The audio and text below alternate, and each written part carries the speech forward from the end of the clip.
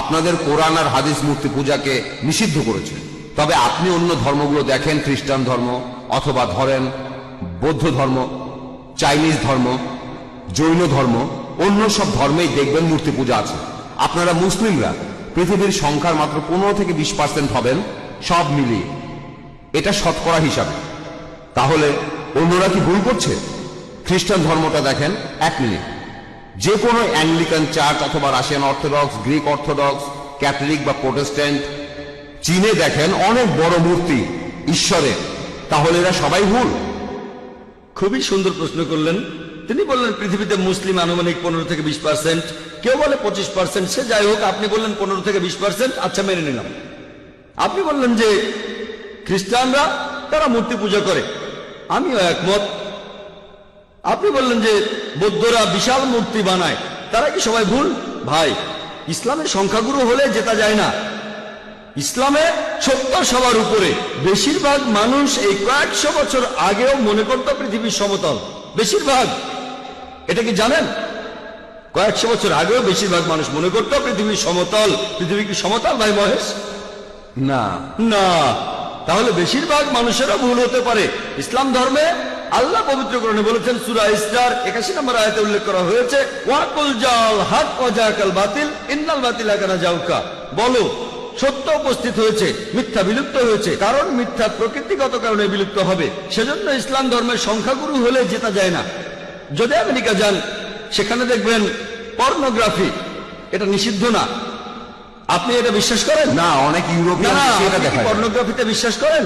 না, আমি বিশ্বাস খুব ভালো, আপনি তো ভালো মানুষ, আপনাকে অভিনন্দন জানাই। কিন্তু পশ্চিমা বিশ্বের বেশিরভাগ মানুষই পর্নোগ্রাফিতে বিশ্বাস করে।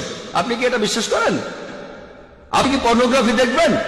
খুব ভালো, ভালো ছেলে। দেখেন, আপনি সত্যের কাছাকাছি আছেন। সংখ্যাগুরু হলে জেতা যায় না। আপনি তখন বললেন যে খ্রিস্টান ধর্মে সবাই মূর্তি পূজা করে। খ্রিস্টান ধর্মে আসলে মূর্তি পূজা নেই, কিছু খ্রিস্টান মূর্তি পূজা করে, যেমন কিছু মুসলিম ভুল কাজ করে। যদি খ্রিস্টানদের বাইবেল পড়েন, আর আমিও নিশ্চিত যে আপনি বাইবেল পড়েছেন, বাইবেলে উল্লেখ করা আছে, বুক অব ডিউটেরোনমি 5 নম্বর অধ্যায়ের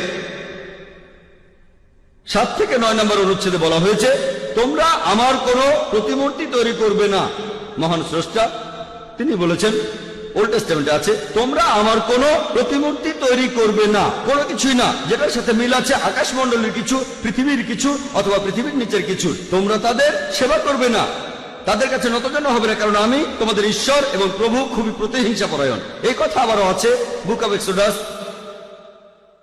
20 নম্বর অধ্যায়ের 3 থেকে 5 অনুচ্ছেদে, যে তোমরা আমার কোনো প্রতিমূর্তি তৈরি করবে না, কোনো কিছুই না যার সাথে মিল আছে আকাশের কিছুর, পৃথিবীর কিছুর, অথবা পৃথিবীর নিচের কিছুর। তোমরা এদের সামনে নতজানু হবে না, সেবা করবে না, কারণ আমি তোমাদের ঈশ্বর এবং প্রভু খুবই প্রতিহিংসা পরায়ণ। তাহলে ওল্ড টেস্টামেন্ট অনুযায়ী মূর্তি পূজা নিষিদ্ধ কাজ। আর যীশু খ্রিস্ট নিজেই বলেছেন, এটা আছে গসপেল অফ ম্যাথিউ 5 নম্বর অধ্যায়ের 17 থেকে 20 অনুচ্ছেদে, মনে করো না আমি নবীদের আইন বাতিল করতে এসেছি, এগুলোকে বাতিল করতে আসিনি, পূরণ করতে এসেছি। তোমাদের মধ্যে যদি কেউ কোনো একটা আইন ভাঙে আর অন্য কেউ ভাঙতে বলে, সে তাহলে স্বর্গের রাজ্যে প্রবেশ করতে পারবে না। আর যে এই আইনগুলো মেনে চলবে, সে স্বর্গের রাজ্যে প্রবেশ করতে পারবে। যদি তাদের ন্যায়নিষ্ঠতা গ্রন্থে বলা ন্যায়নিষ্ঠার চাইতে বেশি না হয়, তাহলে তারা স্বর্গের রাজ্যে প্রবেশ করতে পারবে না। তাহলে যীশু খ্রিস্টের কথা অনুযায়ী আপনি যদি স্বর্গের রাজ্যে প্রবেশ করতে চান, আপনাকে তাহলে ওল্ড টেস্টামেন্টের সবগুলো আইন মানতে হবে, মুসা নবীর আইন মানতে হবে। স্রষ্টার কোনো প্রতিমা বানাবেন না। তারপরও মানুষ বানায়, কেন? সব খ্রিস্টানরা কিন্তু বানায় না, প্রোটেস্ট্যান্টরা বানায় না। খ্রিস্টান ধর্ম সম্পর্কে আপনার জ্ঞান বেশ কম, আপনি এখনো ছাত্র। ক্যাথলিকরা এটা করে, তারা মূর্তি বানায়। এজন্যই প্রোটেস্ট্যান্টরা প্রোটেস্ট করেছিল যে আপনাদের কাজটা ভুল। তাহলে বাইবেলের কথা অনুযায়ী সৃষ্টিকর্তার কোনো প্রতিমা বানাতে পারবেন না। আপনার কথা মানি। বেশিরভাগ হিন্দুই মূর্তি পূজা করে। আমি আগে বলেছিলাম, নাতাস্তি প্রতিমা আস্তি, মহান সৃষ্টিকর্তার কোনো প্রতিমা নেই, কোনো ছবি নেই, কোনো ভাস্কর্য নেই, তার কোনো মূর্তি নেই। আপনি কি মূর্তি পূজা করেন?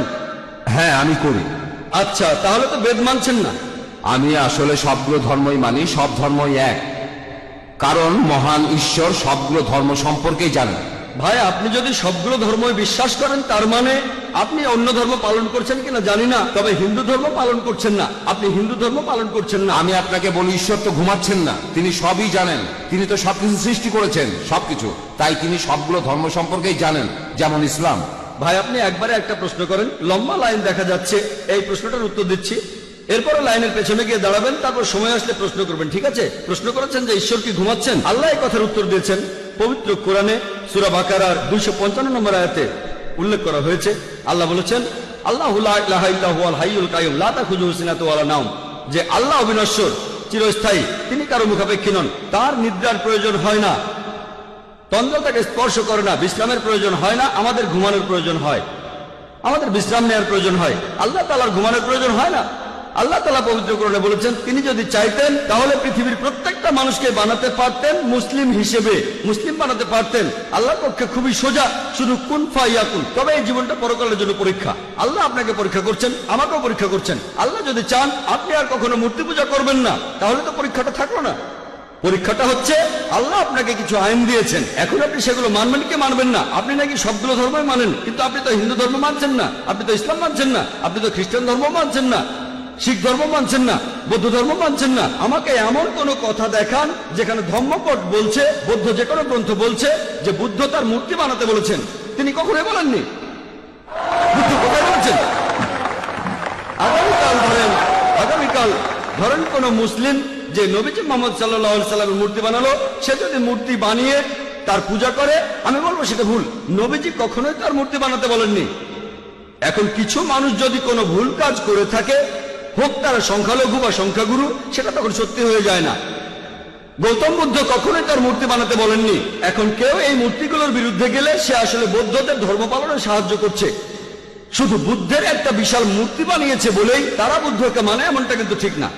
সেজন্য আমি বলেছি, যদি কোনো ধর্মকে বুঝতে চান, অনুসারীদের দেখবেন না, ভাই মহেশ আমাকে দেখবেন না, ধর্মগ্রন্থগুলোকে দেখেন, পবিত্র কোরআন দেখেন, পবিত্র কোরআন পড়েন, আপনাদের বেদ পড়েন, যেগুলো কমন সেগুলো মেনে চলেন, আর যেগুলো কমন না সেগুলো পরে দেখবেন। আপনি নাকি সব ধর্মই পালন করেন, আপনি তো হিন্দু ধর্ম মানছেন না, খ্রিস্টান ধর্ম মানছেন না, ইসলাম ধর্ম মানছেন না, সবগুলো তো পরের কথা। আমি বলছি অন্তত পক্ষে কমন জিনিসগুলো আপনি মেনে চলেন, যেগুলো কমন না সেটা নিয়ে পরে কথা বলবো। আপনি তো কমন জিনিসগুলো মেনে চলছেন না, সবগুলো মানা তো পরের কথা। যেদিন আপনি মূর্তি পূজা বন্ধ করবেন, সেদিন আমি কথা বলতে পারবো যে আপনি সবগুলো ধর্মের সবচেয়ে প্রধান কথাটা মানছেন। যেদিন আপনি মুহাম্মদ সাল্লাল্লাহু আলাইহি সাল্লামকে সর্বশেষ চূড়ান্ত নবী হিসেবে মানবেন, সেদিন বলতে পারবো আপনি বেশিরভাগ প্রধান ধর্মের সবচেয়ে প্রধান দুটো কথা মানছেন। আশা করি উত্তরটা পেয়েছেন।